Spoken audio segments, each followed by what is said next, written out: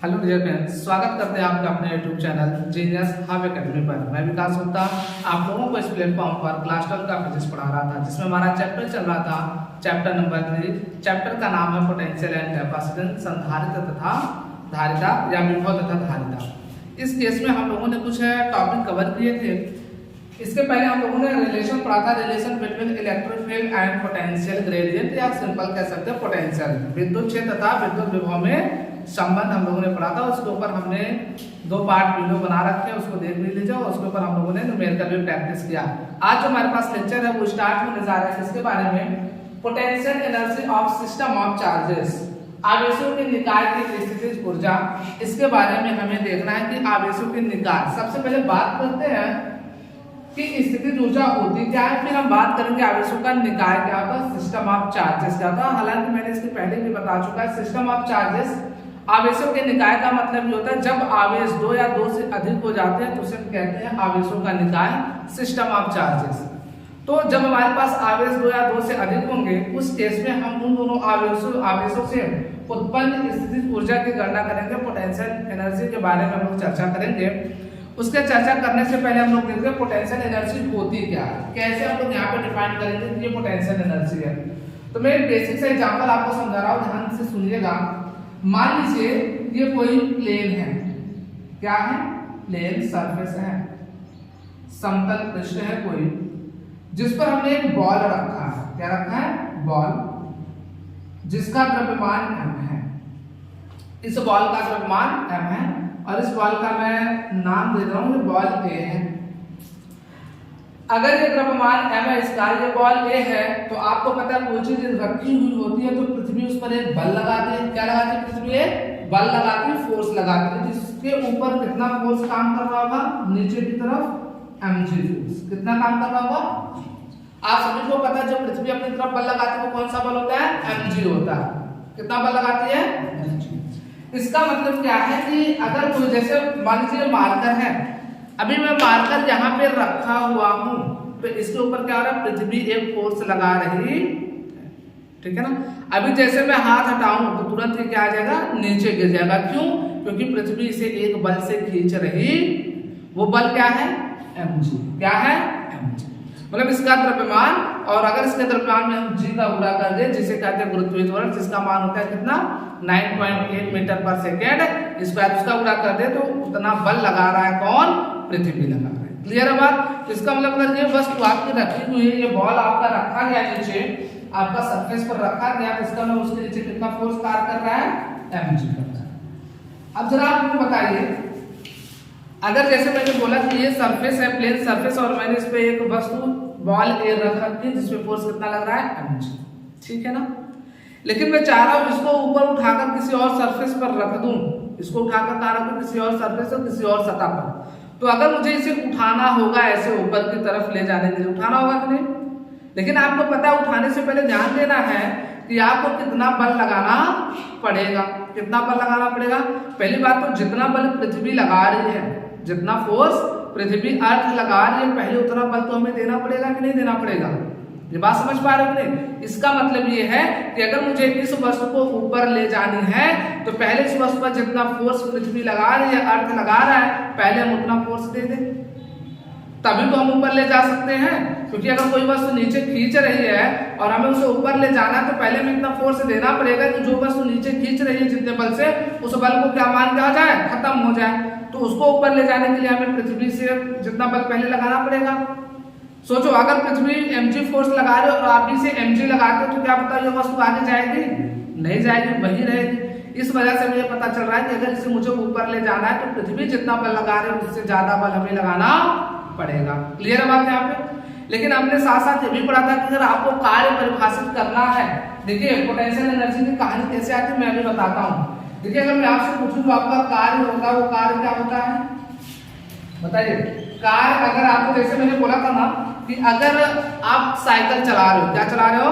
Cycle. जिस तरफ आप साइकिल चला रहे हो और उसी तरफ हवा भी बहे तो क्या आप बता सकते हो कि आपने कितना वर्क किया, कितना कार्य किया? नहीं बता सकते ना, क्योंकि अब जिस तरफ आप वर्क कर रहे थे, चलाने का साइकिल जा रहे थे, उसी दिशा में हवा ने भी आपका साथ दे दिया। तो आप क्या एक्चुअल बता सकते हो? नहीं बता सकते ना कि आपने एक्चुअल कितना वर्क किया। इस वजह से हम चाहते हैं अगर हमें एक्चुअल वर्क बताना है तो सबसे पहले क्या करना पड़ेगा, जितना बल हवा लगाएगी आपको साइकिल चलाने उतना बल हमें अपोजिट लगाना पड़ेगा कि नहीं। तो इसका मतलब क्या है कि हमें वस्तु को ऐसे ले जाना चाहिए कि बाह्य कोई वर्क मतलब बाह्य अगर कोई बल लगा रहा है, कोई बाह्य बल अगर काम कर रहा है उस वस्तु पर तो वो काम ना करे, तभी तो हम एक्चुअल में कार्य बता सकते हैं कि नहीं बता सकते। तो याद रखना इसको हमें ऊपर तो ले जाना है लेकिन ऐसे ले जाना है कि इसकी काइनेटिक एनर्जी चेंज ना हो, गतिज ऊर्जा में चेंज ना हो। ये बात हमने पहले भी बताया था जब आवेश को अनंत से किसी बिंदु पर ला रहे थे तो हमने कहा था लाओगे कैसे, अनंत से अगर आप ला रहे हो तो उसमें बीच लाने में इतना इनफाइनाइट स्टेप हो जाना चाहिए उसकी काइनेटिक एनर्जी में चेंज नहीं होना। अब सोचो इसको आप ले जा रहे हो बहुत तेजी से ले जा रहे हो तो उसकी काइनेटिक एनर्जी चेंज होगी कि नहीं चेंज होगी, तो आप एक्चुअल में वर्क नहीं बता पाओगे। इस वजह से हमें इसको ऊपर तो ले जाना है लेकिन ऐसे ले जाना है कि बहुत आराम से जाए, इससे काइनेटिक एनर्जी चेंज ना हो। तो इसे आराम से अगर ले जाना तो बताओ बल कितना लगाना पड़ेगा, केवल जो आपकी पृथ्वी लगा है उससे थोड़ा सा ज्यादा, थोड़ा सा, जिसे हम नेगलेक्ट मान सके, क्या मान सके, नेगलेक्ट, जिसे हम कहते हैं नगण्य मान सके। तो इसके ऊपर फोर्स कितना लगाएंगे, ऊपर जाने के लिए जो फोर्स लगेगा इसके ऊपर वो क्या कितना लगाएंगे, F, और ये फोर्स कैसा होगा, एक्सटर्नल फोर्स होगा, किसके बराबर होगा, ऑलमोस्ट किसके बराबर होगा, mg के। हालांकि होगा mg से ज्यादा होगा तभी तो ऊपर जाएगी वस्तु, लेकिन हम मान के चलेंगे कि यह ऑलमोस्ट mg के इक्वल मान के चले, जो थोड़ा सा ज्यादा ले जा रहे हैं वो क्या है, हम नगर उसे मान लेते हैं। तो हमने फोर्स क्या मान लिया, इसके बराबर है। तो इस बात को ध्यान देना, यहाँ पे कितना फोर्स लगाना पड़ेगा, mg। और मान लीजिए मुझे ले कहाँ जाना है, तो मैंने आपको बोल दिया इसे आपको ले जाना है h ऊंचाई पर, कितनी ऊंचाई पर, h ऊंचाई पर। ये एक सरफेस है, यहाँ पर आपको रखना है। बात समझ में आ रही है, हमें इस बाल को उठाकर कहाँ ले जाना है, h ऊंचाई पर ले जाकर के यहाँ पे रखना है। बात समझ में आ रही है। तो हमने जैसे उठाया और यहाँ रखा, क्या इसका द्रव्यमान चेंज होगा, नहीं, तभी भी इसका द्रव्यमान कितना है, m है। अभी हमने उठाकर यहाँ रखा तो हमने कुछ कार्य किया होगा कि नहीं किया होगा, ये बात समझ पा रहे होंगे। तो एक वस्तु को नीचे से उठाकर अगर आप ऊपर ले जाओगे तो आपको कार्य करना पड़ेगा कि नहीं। अब वो कार्य क्या होगा, तो कार्य बराबर आपने पढ़ा क्या, वेक्टर F डॉट वेक्टर, पढ़ा नहीं पढ़ा भाई। अच्छा डिस्प्लेसमेंट कितना है, ये dx क्या होता है बेटा आपका, डिस्प्लेसमेंट होता है। तो वर्क बराबर कितना आ जाएगा, फोर्स कितना लगा आपका, पहले से हम वेक्टर को हटाएंगे क्या हो जाएगा, F d cos थीटा। अब देखिए ये बात, थीटा क्या है, थीटा आपका फोर्स और डिस्प्लेसमेंट के बीच का कोण है, क्या है, फोर्स और डिस्प्लेसमेंट के बीच का कोण। जरा आप बताइए फोर्स किधर लग रहा है, ऊपर की तरफ, और डिस्प्लेसमेंट भी कहाँ है, ऊपर की तरफ, मतलब दोनों क्या हो गए, सेम डायरेक्शन में हो गए। तो एंगल कितना हो जाएगा, जीरो, एंगल कितना हो जाएगा, जीरो, मतलब थीटा का मान जीरो आ गया। तो W बराबर बेटा क्या हो जाएगा का, F d cos zero, cos zero का मान कितना होता है, 1 होता है। F बराबर कितना फोर्स लगा रहे हो बेटा, mg, कितना लगा रहे हो, mg, और डिस्प्लेसमेंट कितना किया हो, h, और इसका मान कितना हो गया, तो आपने कितना काम किया, mg। तो किसी वस्तु को नीचे से ऊपर ले जाने पर, h ऊंचाई पर ले जाने पर वर्क हमें कितना करना पड़ता है, mg। यदि कोई m द्रव्यमान की वस्तु है और उसे हम h ऊंचाई पर ले जाए तो उसको ले जाने में कितना कार्य करना पड़ेगा, mg। अब बेटा यही जो आपने कार्य किया, जो आपने यही कार्य किया, यही किस रूप में संचित हो जाता है, वस्तु की स्थितिज ऊर्जा के रूप में। क्लियर है बात, यही कार्य किस रूप में संचित हो जाता है, स्थितिज ऊर्जा के रूप में संचित हो जाता। क्लियर है बात, ये बात समझ में आई या नहीं।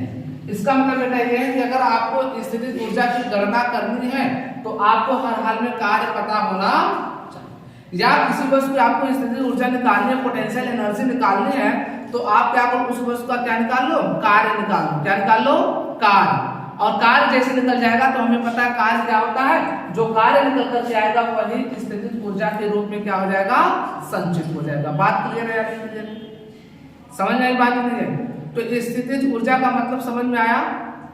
यदि हम दिया गया कार्य निकाल लेंगे तो क्या मिल जाएगी हमें, स्थितिज ऊर्जा। और यहाँ देख भी सकते हो यार कि अब मान लो जो वस्तु यहाँ पे चला गया, अब ये देखो ऊर्जा को आपने पढ़ा ना, ऊर्जा को ना तो उत्पन्न किया जा सकता ना ही नष्ट। यहाँ पर जो आपने कार्य किया वो किस रूप में हो गया, स्थितिज ऊर्जा के रूप में। किस रूप में कन्वर्ट हुआ, स्थितिज ऊर्जा के रूप में। मान लो यही बॉल अभी नीचे आ जाए तो वो स्थितिज ऊर्जा किस रूप में कन्वर्ट हो जाएगी। इसी बॉल को जो ऊपर अगर मैं नीचे गिरा दूं तो बताओ जो स्थितिज ऊर्जा थी इसके ऊपर वो किस रूप में चेंज हो जाएगी, काइनेटिक एनर्जी में, गतिज ऊर्जा। ठीक है ना, तो इस वजह से ध्यान रखिएगा, क्वेश्चन करने में आसानी होगी। तो बताओ ये स्थितिज ऊर्जा का कॉन्सेप्ट समझ में आया नहीं आया। अब ऐसे हमें क्या पढ़ना, आवेशों के निकाय की स्थितिज ऊर्जा पढ़नी है। देखो यहाँ लिखा आवेशों के निकाय, निकाय का मतलब है 2 या 2 से अधिक। तो आवेशों के निकाय का मतलब क्या है, 2 या 2 से अधिक आवेशों से यदि कोई निकाय बना हुआ तो उसके में क्या निकालनी है, स्थितिज ऊर्जा। इसका मतलब अगर आवेशों का निकाय हमने दे दिया, इसका मतलब क्या है कि कोई सिंगल यदि आवेश होगा तो उसकी स्थितिज ऊर्जा की गणना नहीं करेंगे। ये बात याद रखना, सिंगल चार्ज की कोई भी पोटेंशियल एनर्जी नहीं होती। समझ में आई बात नहीं। अगर कोई सिंगल चार्ज है तो उसकी पोटेंशियल एनर्जी नहीं होती है, डिफाइन ही नहीं है, परिभाषित नहीं। जैसे हम लोग बताए थे ना, किसी बिंदु पर पोटेंशियल डिफाइन नहीं है, किसी बिंदु आवेश का क्या है, पोटेंशियल डिफाइन नहीं है। किसी एक बिंदु का विभव परिभाषित था, परिभाषित क्या था, विभवांतर। क्या परिभाषित था, विभवांतर। वैसे यहाँ भी सिंगल चार्ज के लिए कोई पोटेंशियल एनर्जी या स्थितिज ऊर्जा की परिभाषित नहीं है, बल्कि किसके लिए परिभाषित क्या है, चेंज इन पोटेंशियल एनर्जी। क्या परिभाषित है, चेंज इन पोटेंशियल एनर्जी। स्थितिज ऊर्जा में परिवर्तन परिभाषित है बेटा, जिसे हम कहते हैं UF माइनस UI, और ये किसके बराबर होता है, दिए गए कार्य। किसके बराबर होता है, दिए गए कार्य। यहाँ भी जो तुम बता सकते भाई ये वस्तु यहाँ नीचे रखी थी, कुछ ना कुछ इसका पोटेंशियल रहा होगा कि नहीं। शुरुआत में यहाँ था तो बेटा ये क्या हो जाए, इसका पोटेंशियल एनर्जी क्या मान लेते हैं, UI इनिशियल मान लेते हैं। भाई अगर कोई वस्तु हमने ऐसे यहाँ पे नीचे रख दिया तो इसका कुछ ना कुछ पोटेंशियल एनर्जी रहा होगा कि नहीं रहा होगा पहले से, तो हमने उसे क्या मान लिया, UI। अब हम इसको ऊपर ले जाएंगे तो इसका पोटेंशियल एनर्जी यहाँ कुछ हो जाएगा कि नहीं हो जाएगा, कितना हो गया, mg, तो पोटेंशियल एनर्जी। तो यहाँ से देखो अगर मैं किया गया कार्य पूछूं इसमें क्या हो जाएगा, तो किया गया कार्य बराबर हो जाएगा फाइनल का पोटेंशियल एनर्जी और माइनस इनिशियल का पोटेंशियल।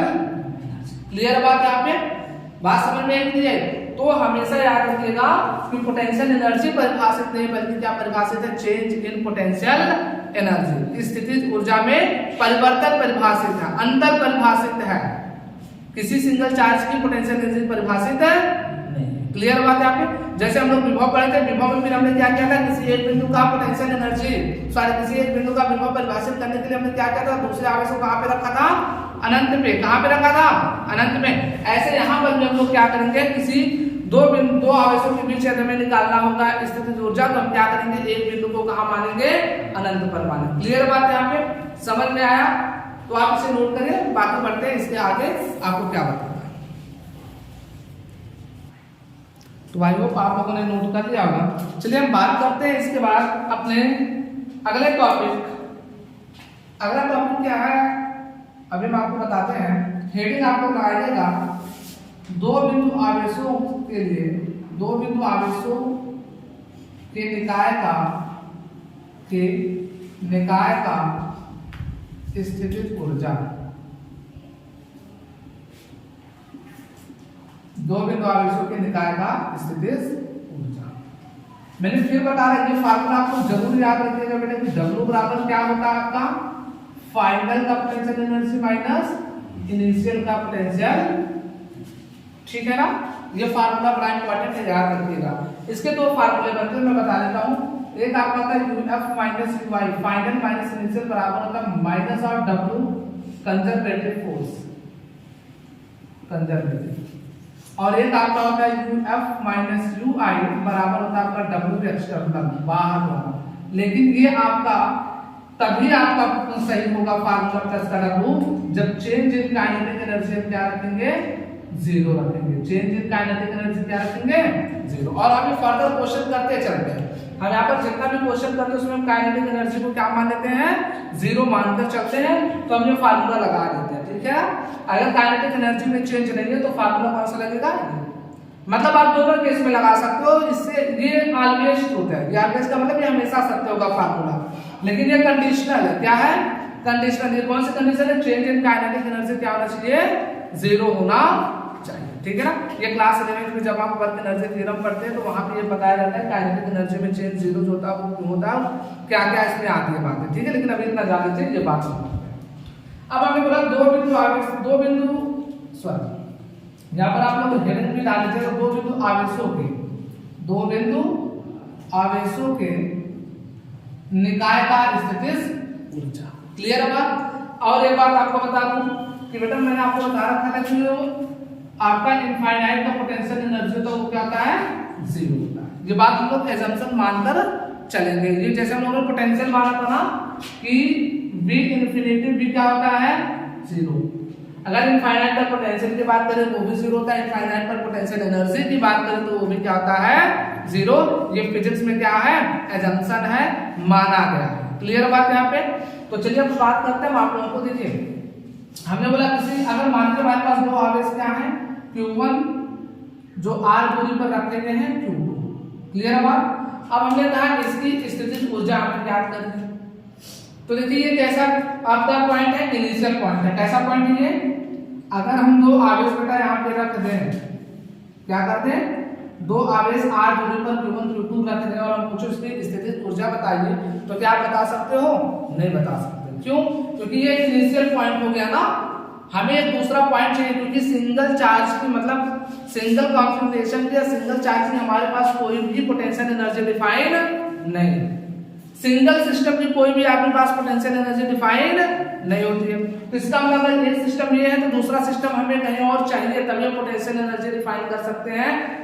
और हमने पहले बता रखा है कि जो आपका डिफाइन है वो क्या है? Change in potential energy define है। क्या डिफाइन है? Change in potential energy. तो इसके लिए अगर ये इनिशियल पॉइंट है तो फाइनल पॉइंट भी होना चाहिए। क्लियर बात नहीं? तो हमने बताया था अगर आपको देखो ध्यान से, अगर हमारे पास ये फार्मूला पता है F माइनस Qi बराबर W एक्सटर्नल और हमें किसी एक बिंदु का पोटेंशियल एनर्जी बताना है, तो अगर हम इसको किसी तरीके से क्या कर दे? जीरो कर दे। क्या कर दे? जीरो कर दे। तो बताइए जो आपका F है वो किसके बराबर आ जाएगा? W एक्सटर्नल के। मतलब जो किया गया कार्य है वही क्या हो जाएगा? पोटेंशियल एनर्जी हो जाएगी। लेकिन इसको हमें इनिशियल को क्या करना पड़ेगा? जीरो करना पड़ेगा। इनिशियल को क्या करना पड़ेगा? और अगर कहीं पे पोटेंशियल एनर्जी जीरो करनी है तो वो कहाँ होगी? अनंत पे होगी। ध्यान दे, अनंत पर भी ले जाना है आवेश को, साथ साथ कंडीशन कौन सा होना चाहिए? इनिशियल का होना चाहिए। इसका मतलब पहले आपका आवेश कहाँ होना चाहिए? अनंत पर। इनिशियल का मतलब क्या है? पहला वाला कंडीशन। तो पहला कंडीशन कहाँ होना चाहिए? अनंत पर होना चाहिए। इसका मतलब ये जो दोनों बिंदु आवेश है पहले यहाँ नहीं होनी चाहिए, पहले कहाँ होना चाहिए? अनंत पर। कहाँ होने चाहिए? अनंत पर होने चाहिए। तो हम यहाँ से इसको हटाएंगे और इन दोनों आवेशों को कहाँ रखेंगे? अनंत पर। कहाँ रखेंगे? अनंत पर। मान लीजिए आवेश हो गया Q1 Q2, दो आवेश कहाँ रख दिया? अनंत पर रख दिया। कहाँ रख दिया? एट इंफिनिटी पे। कहाँ रख दिया? इंफिनिटी। क्लियर बात यहाँ पे? अब अगर मैं यहाँ का पोटेंशियल एनर्जी पूछूं तो बेटा क्या हो जाएगा आपका? ये बात समझ में आ रही है? अब देखो हमें निकालना किसका पोटेंशियल एनर्जी? Q1 और Q2 के बीच जो एक दूसरे से कितनी दूरी पर रखे गए हैं? r। इसी का तो हमें पोटेंशियल एनर्जी निकालना है ना। तो हम क्या करेंगे? इस Q1 आवेश को लेकर के यहाँ आएंगे पहले, ठीक है ना। फिर क्या करेंगे? फिर इस Q1 आवेश लाकर यहाँ रख देंगे। तो इस Q1 आवेश से r दूरी पर इस Q2 आवेश को मिलाएंगे और क्या करेंगे? रख देंगे। तो हो जाएगा ऐसा सिस्टम की नहीं? और ये कैसा हो जाएगा? फाइनल का हो जाएगा। क्या हो जाएगा? और ऐसा करने में हमें तो कुछ कार्य करना पड़ेगा कि नहीं? और वही कार्य आपका क्या हो जाएगा? पोटेंशियल एनर्जी के रूप में। क्लियर बात है यहाँ पे? नहीं तो हम क्या करेंगे? अब इस Q1 आवेश को कहां से ला रहे हैं? अनंत से। कहां से लाएंगे? अनंत से लाएंगे और यहाँ कहीं हम रखेंगे Q1 आवेश को। क्लियर बात यहाँ पे? कहां से लाया हमने? अब लाएंगे कैसे? देखिए हम ये मान के चलते हैं कि इसको लाने में कोई फ्रिक्शन कार्य नहीं करेगा, कोई फ्रिक्शन वगैरह नहीं, कोई घर्षण बल कार्य नहीं करेगा। ठीक है ना। तो बताइए अभी इस स्थिति में मैं मान लेता हूँ ये रुका हुआ है। कैसा है? रुका हुआ। और आपने क्या पढ़ा है, न्यूटन का फर्स्ट लॉ पढ़ा ना, यदि कोई वस्तु क्या होती है स्थिर अवस्था में रहती है तो स्थिर अवस्था में ही रहना चाहते हैं जब तक उस पर कोई बाह्य बल ना लगाया जाए। और आपने ये भी पढ़ा जब कोई वस्तु गति अवस्था में रहती है तो वह गति अवस्था में ही रहना चाहती है जब तक उस पर कोई बाह्य बल ना लगाया जाए। तो अभी ये स्थिर है, स्थिर ही रहना चाहेगी, लेकिन हम क्या करते हैं, हमें यहाँ से इसको वहां तक ले जाना, तो हम इसे हल्का सा ऐसे धक्का दे देंगे, हल्का सा प्रेशर दे देंगे, तो क्या हो जाएगा, ये आगे सब चलता जाएगा क्योंकि बीच में कोई घर्षण बल नहीं है। जब मान के चले कोई घर्षण बल नहीं है तो ये आवेश चलता जाएगा कि नहीं जाएगा। क्या पहले से वहां कोई आवेश था, ध्यान से समझना ये बात। अगर मैं इस बिंदु पर लाकर उसे रखना चाहता हूं तो पता है इस बिंदु पर पहले से कोई आवेश है नहीं है। अगर कोई पहले से आवेश नहीं है तो क्या यहाँ पर कोई विभव होगा, नहीं होगा, क्योंकि विभव तभी आता है, देखो ध्यान से, विभव कब आता है, जब कोई क्या हो, आवेश हो, तभी तो आर दूरी पर बताओ कि विभव कितना है, और वो कैसे बताते हो, ky। इसका मतलब क्या है, पहले से कोई विभव नहीं है, विभव का मान पहले से क्या है, शून्य है, विभव का मान क्या है, ये बात समझ गए ना। अब समझो इस q1 आवेश को हम ऐसे धक्का दिया, आ गया, अब ये किस अवस्था में आ गया बच्चा आपका, अब स्थिरता किस में आ गया, गति में आ गया, किस में आया। अब हमने बताया बीच में कोई फ्रिक्शन काम नहीं कर रहा है, कोई घर्षण बल नहीं है, तो वो धीरे धीरे आता जाएगा अपना, क्या उसे लाना पड़ेगा, हमें नहीं लाना पड़ रहा, ऐसा आराम से आ रहा है। अब आराम से आ रहा है, जरा समझो इस बात को, यहाँ ला करके हमें रखना है, क्योंकि मैंने फिर बताया अब ये गति अवस्था में आ गया तो अपने आप रुकेगा नहीं, क्योंकि घर्षण बल है नहीं, तो हम क्या करेंगे, जैसे इस बिंदु पर लाकर रोकना होगा तो हम ऐसे हाथ हल्का सा लगाकर इसे क्या करेंगे, रोक लेंगे। तो माने इस तरीके से हमने उसको लाया और यहाँ पे रखा q1, ठीक है ना। अब ध्यान से सुनिएगा, अब इस q2 आवेश को q1 तो आ गया ना, अब इस q2 आवेश को भी ले आएंगे और इसे कितनी दूरी पर रखेंगे, r दूरी पर, कितनी दूरी पर, r दूरी पर रखेंगे, तभी तो इसके कैसा बनेगा। अब r दूरी पे रखना है तो जरा बताइए, जब हम इस q2 आवेश को लाएंगे, अच्छा q1 आवेश को लाने में कोई कार्य करना पड़ा, कोई कार्य करना पड़ा, नहीं करना पड़ा, कोई कार्य नहीं करना पड़ा। तो q2 आवेश को जब हम लाएंगे अब हमें कार्य करना पड़ेगा कि नहीं, क्यों, क्योंकि देखिए जैसे q2 को इधर ले आएंगे तो ये जो q1 है उसके ऊपर एक प्रतिकर्षण बल कार्य करेगा कि नहीं करेगा, करेगा ना। तो भैया ये प्रतिकर्षण बल कार्य करेगा तो ये क्या करेगा, उस q2 को उधर ढकेलेगा कि नहीं ढकेलेगा। भाई आप q2 को इधर ले आ रहे हो, ध्यान सुना, ये q2 आप यहाँ पर इधर ले आ रहे हो, ये q1 उसके ऊपर फोर्स लगाएगा, उधर ढकेलेगा कि नहीं ढकेलेगा, प्रतिकर्षण बल लगाएगा, लेकिन फिर भी हमें लाना इधर है। तो जब आप ये आपका आवेश उसको उधर ढकेल रहा है, फिर उसके विरुद्ध एक बल लगाकर इधर ला रहे तो कार्य करना पड़ेगा कि नहीं करना पड़ेगा। तो इस वजह से अपनी बात q2 को लाने में कार्य हमें करना पड़ेगा। मान लो हमने कार्य किया, कार्य कर लाकर हमने कहा रखते इस बिंदु B पर आवेश किसको रख दिया, क्लियर बात यहाँ पे। अब हमें इस सिस्टम का पूरा क्या निकालना है, स्थितिज ऊर्जा। इनिशियल ये है बेटा और फाइनल ये है, ठीक है ना। अब क्या होगा, इस सिस्टम की स्थितिज ऊर्जा मिलेगी कैसे, तो मैंने पहले बताया ना कि जो स्थितिज ऊर्जा होती है, चेंज इन पोटेंशियल एनर्जी होती है, वो क्या होती है आपकी कार्य के बराबर।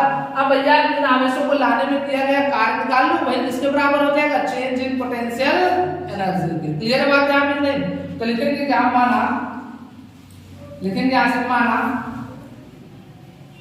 q1 आवेश को बिंदु A तक, कहां तक है, बिंदु A तक लाने में किया गया कार्य W1 है। तो आपने पढ़ाया W बराबर क्या होता है, W1 बराबर क्या होता है, कार्य बराबर आप लोगों को पढ़ाया गया, कार्य बराबर क्या होता है, हाँ विभव गुणे आवेश, विभव गुणे आवेश पढ़ाया गया नहीं पढ़ाया गया ना। तो यहाँ W1 बराबर क्या हो जाएगा, विभव और गुणे क्या करेगा बेटा आपका आवेश। और मैंने बताया जब q1 आवेश को ला रहे थे तो क्या यहाँ से पहले कोई विभव था, नहीं था ना, तो विभव का मान पहले क्या था, शून्य, और आवेश क्या लाए, q1, तो पहले द्वारा किया गया कार्य आवेश q1 को लाने में किया गया कार्य क्या है, ठीक है ना। अब यहाँ कितना था, माना q2 आवेश को बिंदु A से r दूरी पर बिंदु B तक बिंदु बी तक लाने में किया गया कार्य, लाने में किया गया कार्य, किया गया कार्य W2 है तो आप यहां से देखिए W2 बराबर क्या हो जाएगा बेटा आपका, फिर वही फार्मूला विभव गुणे, यही तो होगा ना। अब जरा बताइए, जब Q1 आवेश यहाँ हो गया, अब इस बिंदु B पर Q1 के कारण विभव कितना होगा, तो कहोगे B बराबर के Q1 बटे R होगा कि नहीं होगा, ये बात बताया था ना कि किसी बिंदु आवेश के कारण अगर R दूरी पर आपको विभव निकालना है तो विभव B बराबर क्या होगा, के Q1 बटे R। क्लियर बात है यहाँ पे। तो यहाँ पर देखिए W2 बराबर क्या हो जाएगा, विभव कितना आया, के Q1 बटे R, और गुणे आवेश कितना बेटा, कौन सा आवेश है, Q2। तो फार्मूला हो गया क्या आपका, W2 बराबर आ गया के Q1 Q2 बटे। तो अब पता चल गया कि हमें किया गया कार्य कितना है, W1 निकाल लिया और W2। अब हमें पता है कि ये Q1 Q2 आवेश को लाने में किया गया टोटल कार्य कितना हो जाएगा, W1 प्लस W2 हो जाएगा कि नहीं हो जाएगा। तो चलिए यहाँ नीचे लिखते हैं, अतः Q1 व Q2 आवेश को, Q1 व Q2 आवेश को बिंदु A तथा बिंदु B तक, बिंदु A तथा B तक लाने में किया गया कुल कार्य W बराबर कितना हो जाएगा बेटा, W1 प्लस W2 हो जाएगा कि नहीं हो जाएगा। अब देखिए W बराबर यहाँ से लिखना स्टार्ट करते हैं, तो W बराबर कितना हो जाएगा, W1 कितना आया 0 और W2 कितना है बेटा, के Q1 Q2 अपान R। तो दिस इंप्लाइज दैट W बराबर बेटा आपका क्या आ जाएगा, के Q1 Q2 अपान। और मैंने बताया था ना कि जो किया गया कार्य होता है वही क्या हो जाता है, चेंज इन पोटेंशियल एनर्जी के बराबर। तो यहाँ से हम लिखेंगे क्या, यहाँ से अगर हम लिखना चाहे तो क्या हो जाएगा, चेंज इन पोटेंशियल एनर्जी क्या होगा बेटा, UF माइनस UI बराबर कितने हो जाएगा, वर्ग के, हो जाएगा नहीं हो जाएगा। तो यहाँ से देखा जाए UF माइनस UI कितना बेटा आपका 0 और W दिया गया अनुसार कितना आपका, के Q1 Q2 अपान R, के Q1 Q2 अपान R। तो यहाँ से U बराबर कितना आ जाएगा बेटा, के Q1 Q2 अपान R। यही आपका क्या है, जब दो बिंदु आवेश साथ दूरी पर रखे गए उनके बीच का पोटेंशियल एनर्जी का फार्मूला है। क्लियर बात है आपको, कोई दिक्कत है, समझ में आया नहीं आया, आया ना। तो इस तरीके से हम दो बिंदु आवेशों के निकाय के लिए स्थितिज ऊर्जा की गणना कर सकते हैं। फिर ये फार्मूला हमारे पास आए दो बराबर के। अच्छा इसका मात्रक क्या हो जाएगा, तो बेटा इसका मात्रक हो जाएगा जूल, क्या हो जाएगा, है ना। तो ये आपका क्या है, दो बिंदु आवेशों के निकाय की स्थितिज ऊर्जा होती है, क्या होती है, स्थितिज ऊर्जा। ऐसे तीन बिंदु आवेश होंगे, क्या होंगे, तीन बिंदु आवेश। तो याद रखना आपके पास फार्मूला केवल किसके बीच का है, दो बिंदु आवेश का। अगर तीन बिंदु आवेश मान लो ऐसे हो गए ना, मान लीजिए आपका हो गया बेटा Q1 Q2 और Q3। अब ध्यान से समझिएगा बात को, मान लीजिए संभावित ऊर्जा तो सब एक दूसरे से कितनी दूरी पर है, R दूरी पर। अब ये कितने बिंदु आवेश हो गए, तीन। तो हमें फार्मूला तो दो का ही पता है, तो हम क्या करेंगे, फार्मूला अगर दो का पता है तो हम क्या करेंगे, दो दो का जोड़ा बनाकर निकाल लेंगे। देखो एक इन दोनों के बीच पोटेंशियल एनर्जी आएगी कि नहीं आएगी, एक इन दोनों के बीच और एक, तो तीन पोटेंशियल एनर्जी आएगी कि नहीं आएगी। कितने सिस्टम बने दो दो आवेशों के, तीन सिस्टम। कितने सिस्टम, तीन, और तीनों का हम निकाल लेंगे, और तीनों का निकालने के बाद तीनों को क्या करेंगे, हम जोड़ देंगे, तो हमें मिल जाएगा इस पूरे सिस्टम की क्या, पोटेंशियल एनर्जी। क्लियर बात है। तो अभी इसके बारे में थोड़ा सा हम आपको बताते हैं, पहले आप इतना नोट करिए, फिर इसके बाद आगे हम क्वेश्चन प्रैक्टिस करेंगे।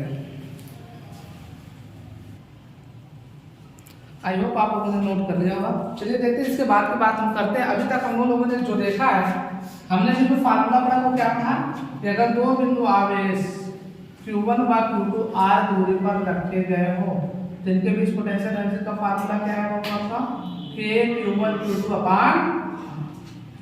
चूंकि यहाँ पे हमने निकालना क्या, आवेशों के निकाय की स्थितिज ऊर्जा। आवेशों के निकाय का मतलब क्या था, आवेश दो हो सकते, कम से कम दो, या ज्यादा से ज्यादा दो से बहुत सारे हो सकते, तो कैसे निकालोगे। तो फार्मूला तो दो आवेशों के बीच का है। मान लीजिए अगर तीन आवेश हो गए, जैसे मान लो यहाँ पर हमने त्रिभुज दे दिया, क्या दे दिया है, त्रिभुज।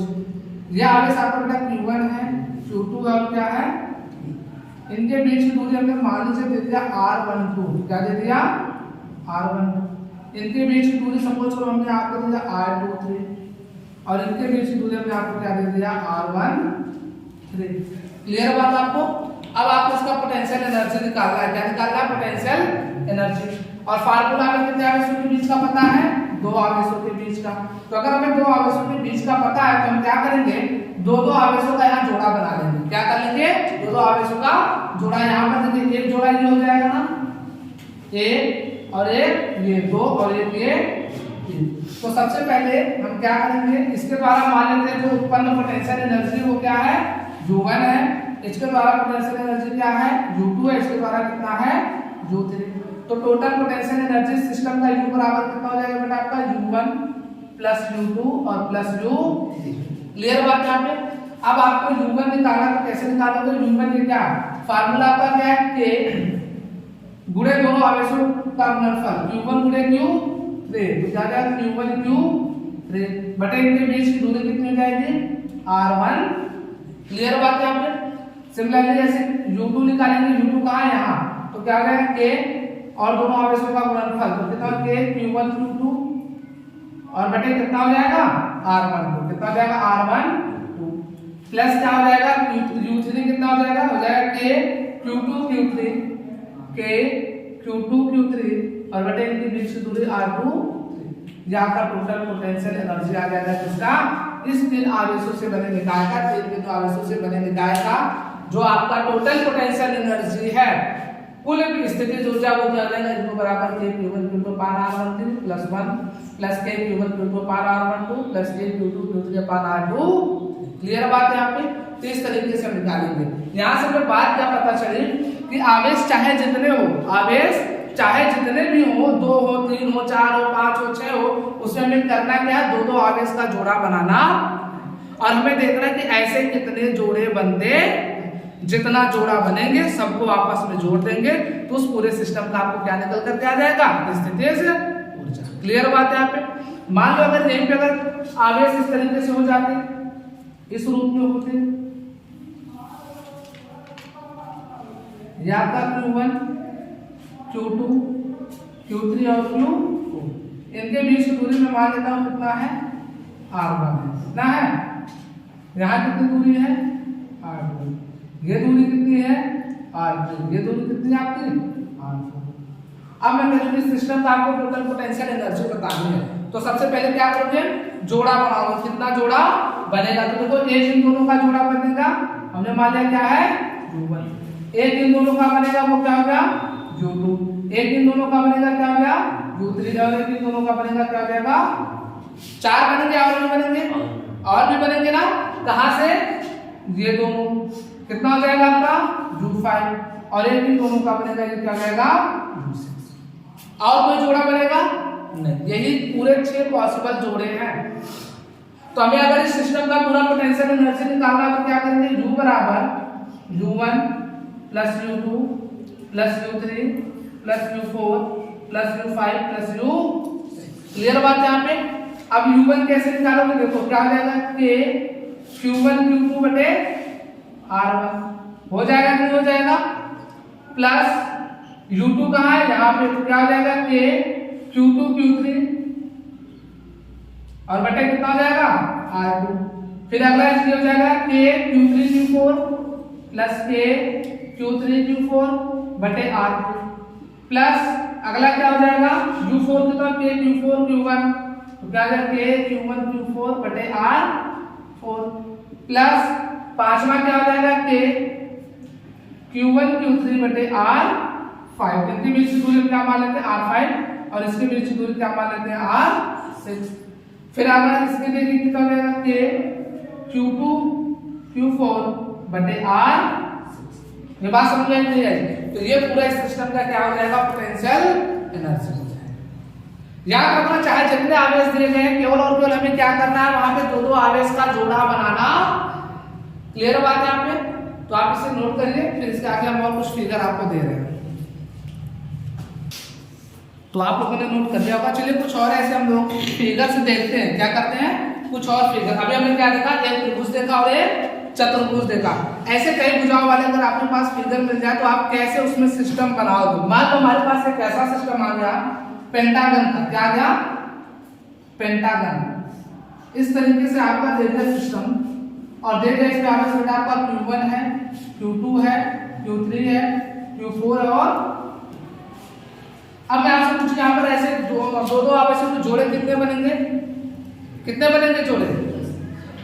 तो ऐसे सिचुएशन में क्या करना, 10 बनेंगे ना, कितने बनेंगे, 10 बनेंगे। कितने बनेंगे, 10। कैसे, मैं आपको बता रहा हूं। देखो सबसे पहले देखिए क्या हुआ, एक तो ये जोड़ा हो ही जाएगा, 1 2 3 4 और 5, ये 5 जोड़े हो गए, कितने हो गए। अब देखिए एक आवेश को पकड़ के देखो किससे नहीं हुआ, तो हम Q1 को पकड़, किससे मिला है, क्या नहीं बना, क्या इसके साथ जोड़ा बना नहीं, और ये किसी के साथ अब बन सकता है क्या नहीं, तो 2 और बन गए। अब आवेश Q2 को उठाओ, Q2 का इससे तो बना है, इससे बना है क्या, तो बना दो, इससे बना है क्या, बना दो, इससे तो पहले बना, तो और कितने बने, 2 बन गए थे। अब इस आवेश का देखो, ये आवेश इससे भी बना है, इससे बना है क्या नहीं बना, और इस आवेश का इससे तो पहले बन चुका है ना, तो प्लस 1 और बना। अब आ जाओ Q4 का देखो, इससे भी है, इससे भी है, इससे भी और इससे भी। Q5 देखो, इससे भी है, इससे भी है, इससे भी और इससे, मतलब ये टोटल पॉसिबल है, कितने टोटल, ऐसे सिस्टम निकालोगे, ठीक है ना।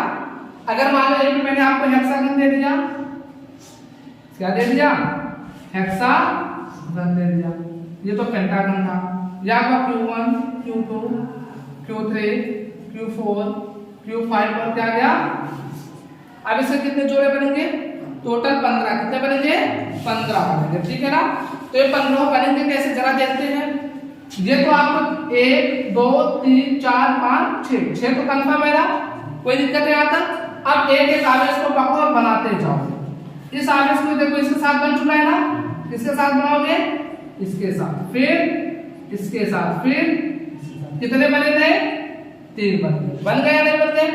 अब आवेश Q2 को उठाओ, Q2 का इससे है, इससे तो नहीं है ना, बना दो, और इससे भी नहीं, और फिर इससे भी नहीं, तो अभी और कितने बने, 3।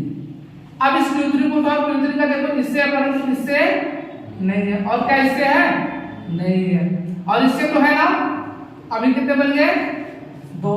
अब Q4 को उठा के देखो, Q4 का इसके साथ है, क्या इसके साथ है नहीं, तो एक ये भी बना दो, तो प्लस 1 बन गया।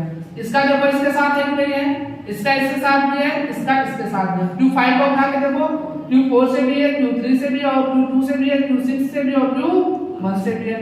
Q6 का देख लो, Q1 से भी है, Q2 से भी है, Q3 से भी है, Q4 से भी और Q, तो टोटल कितने हो गए, 6 3 9 3 12 तो 14 1 15, कितने टोटल सिस्टम बनेंगे, 15 सिस्टम। क्लियर है बात यहाँ पे। इसका बेटा एक फार्मूला भी होता है निकालने का, मैं आपको सिखा देता हूँ। फार्मूला बेटा इसे कहते हैं क्रमचय संचय पढ़ाया जाता है, NCR।